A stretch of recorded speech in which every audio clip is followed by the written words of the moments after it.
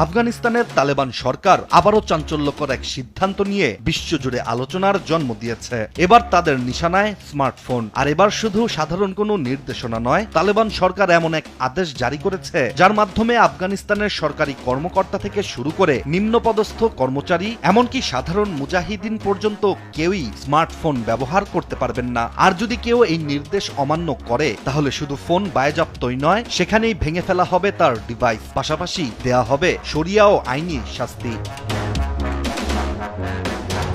সামাজিক যোগাযোগ মাধ্যমে ছড়িয়ে পড়া ভিডিওতে দেখা গেছে একজন তালেবান কর্মকর্তা নিজের মোবাইল ফোন থেকেই নতুন এই নিষেধাজ্ঞার আদেশ পড়ে শোনাচ্ছেন, আর তার পাশেই অন্য একজন কর্মকর্তাকে দেখা যাচ্ছে একের পর এক স্মার্টফোন ভেঙে গুড়িয়ে দিতে। ভিডিওটি প্রকাশের পর আন্তর্জাতিক মহলে শুরু হয়েছে ব্যাপক আলোচনা। প্রশ্ন উঠছে, এটি কি শুধু সরকারি কর্মচারীদের জন্য সাময়িক ব্যবস্থা, নাকি পুরো আফগানিস্তানকে ডিজিটাল অন্ধকারে ঠেলে দেওয়ার বড় পরিকল্পনা?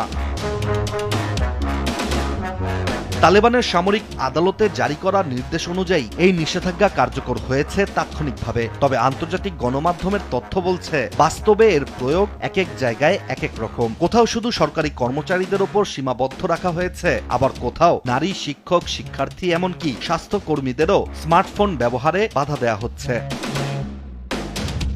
বিশেষজ্ঞদের মতে এই সিদ্ধান্তের পেছনে একাধিক কারণ কাজ করছে। প্রথম কারণ হতে পারে সাম্প্রতিক বিক্ষোভ। দেশটির পশ্চিমাঞ্চলীয় শহর হেরাতে নারীদের অশালীন হিজাব পরার অভিযোগে গ্রেপ্তারের পর ব্যাপক বিক্ষোভ শুরু হয়, যেখানে অভিযোগ ছিল সেই বিক্ষোভ দমনে তালেবান বাহিনী গুলি চালায় এবং অন্তত 2 জন নিহত হন। কিন্তু ঘটনাটিকে প্রথমে অস্বীকার করেছিল তালেবান সরকার। পরে যখন বিক্ষোভের ভিডিও ও ছবি সামাজিক যোগাযোগ মাধ্যমে ছড়িয়ে পড়তে শুরু করে, তখন পরিস্থিতি বদলে যায়।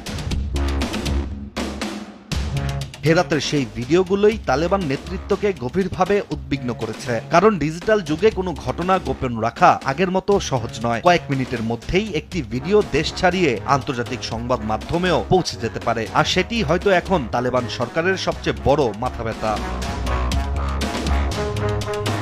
এখন নতুন করে স্মার্টফোন নিষিদ্ধ করার ঘটনায় বিশ্লেষকদের আশঙ্কা, আফগানিস্তানকে বিশ্বের সঙ্গে সংযুক্ত রাখা শেষ ডিজিটাল জানালাটিও ধীরে ধীরে বন্ধ হয়ে যেতে পারে। আর যদি এই নিষেধাজ্ঞা সরকারি দপ্তর থেকে সাধারণ মানুষের জীবনেও ছড়িয়ে পড়ে, তাহলে কোটি মানুষের যোগাযোগ, শিক্ষা, ব্যবসা এবং তথ্য প্রাপ্তির পথ মারাত্মকভাবে বাধাগ্রস্ত হবে। বিশ্ব যখন কৃত্রিম বুদ্ধিমত্তা, ডিজিটাল অর্থনীতি এবং উচ্চগতির প্রযুক্তির দিকে ছুটছে, তখন আফগানিস্তান কি উল্টো পথে হাঁটছে? আর স্মার্টফোন ভাঙার এই দৃশ্য কি শুধু কয়েকটি ডিভাইস ধ্বংসের প্রতীক, নাকি এটি পুরো দেশের ডিজিটাল ভবিষ্যৎকে সীমাবদ্ধ করার সতর্কবার্তা? তা নিয়েই আন্তর্জাতিক অঙ্গনে চলছে আলোচনা।